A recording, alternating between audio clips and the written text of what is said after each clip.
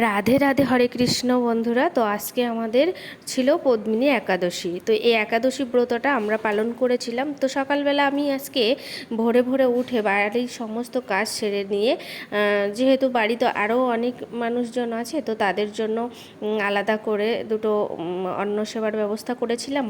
আর তারপরে স্নান সেরে নিয়ে ঠাকুর সেবা দিয়ে ঠাকুরকে ফল নিবেদন করে তারপরে আমি নিজের প্রসাদ মানে নিজে প্রসাদ গ্রহণ করেছিলাম। তো তার জন্য সকাল সকাল স্নান সেরে এই যে ঠাকুর দিয়ে নিয়েছি।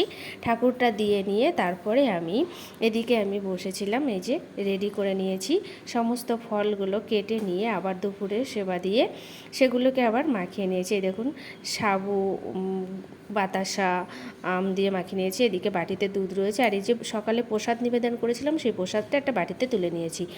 নিয়ে তারপরে এগুলোকে আমরা প্রথমে প্রসাদটা সেবা নিয়ে তারপরে যেগুলো আরও এক্সট্রা বেশি বেশি ফল বা সাবু দুধ খেয়েছি সেগুলো পরে আবার বেশি বেশি করে, মানে যতটা প্রয়োজন খাওয়ার দরকার ততটা সাজিয়ে নিয়েছি একটা পাত্রের মধ্যে। দেখতেই পাচ্ছেন, এই যে একটা পাত্রে সাবু, একটা পাত্রে সমস্ত ফল কেটে নিয়েছি, এই যে দুটো বাটিতে দুধ, আর একটা প্লেট নিয়েছি। প্লেটে আমি এই যে পরপর প্রসাদগুলো সব সাজিয়ে নিলাম। তো কেমন লাগলো আমার ছোট্ট ভিডিওটা অবশ্যই জানাবেন। তো আজকে একাদশীর এটাই ছিল আমার।